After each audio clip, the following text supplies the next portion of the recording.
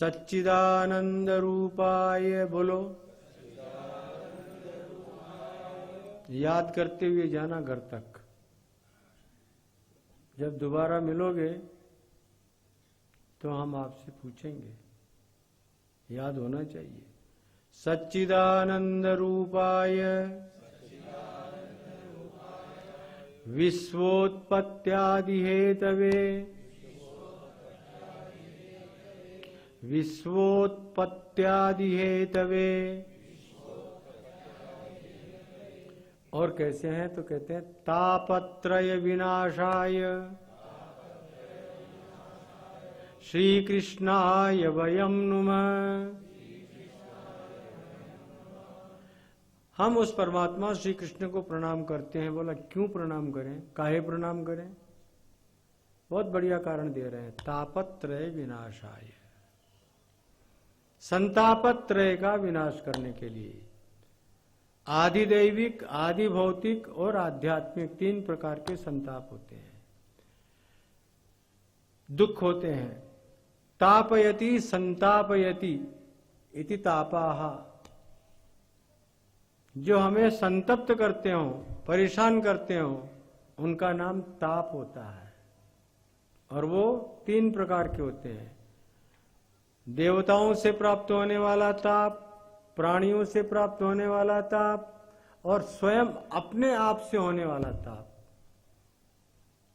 देवान अधिकृत्य जायमानम दुखम आदि दैविकम, भूतानि अधिकृत्य जायमानम दुखम आदि भौतिकम। और स्वयं अपने आप से होने वाला जो दुख है वो आध्यात्मिक। आत्मानम अधिकृत्य जायमानम दुखम आध्यात्मिकम। तीन प्रकार के दुख होते हैं।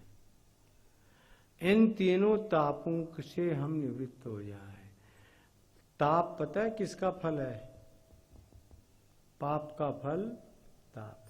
जब पाप हो जाता है ना व्यक्ति से, तो अंदर ही अंदर से वो परेशान होता है कि नहीं? कोई भी जात का पाप, कोई भी प्रकार का पाप अगर होता है तो क्या लगता है? ताप लगता है, दुख होता है कि ऐसा नहीं होना चाहिए था और ऐसा हो गया। यही तो ताप है। अब देखो यहां के ऊपर बड़ी चालाकी से कहा गया है, पाप तो हो गया, अब पाप का फल आया ताप।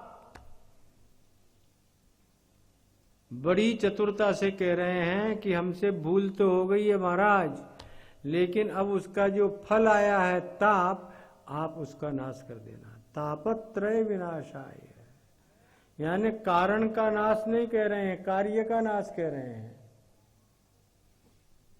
कारण हो गया पाप और कार्य हो गया ताप, तो ताप की निवृत्ति चाह रहे हैं। अब ऐसा ही होता है ना बच्चों।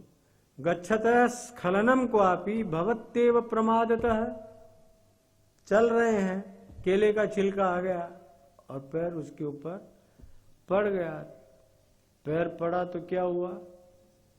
आदमी फिसल गया, और फिसल गया तो पड़ गया ना, पड़ गया, पैर फिसल गया। गच्छतः स्खलनम क्वापि, चलते हुए कभी गिरने का अवसर आ ही जाता है। अब जो चलेगा ही नहीं वो गिरेगा भी क्या? अब गिरने के डर से चलना छोड़ देंगे क्या?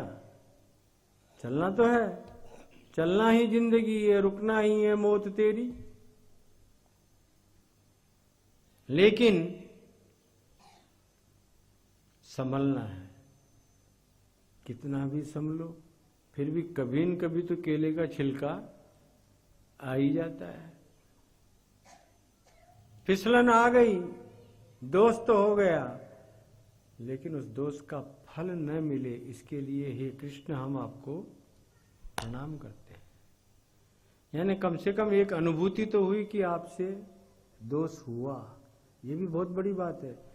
नहीं तो लोगों को लगता ही नहीं कि हमसे कोई गलती हुई हो, तो अपने आप को ऐसा समझते हैं कि हम तो कभी गलती करते ही नहीं, हमसे गलती हो ही नहीं सकती, हम तो स्वयं खुदा हैं।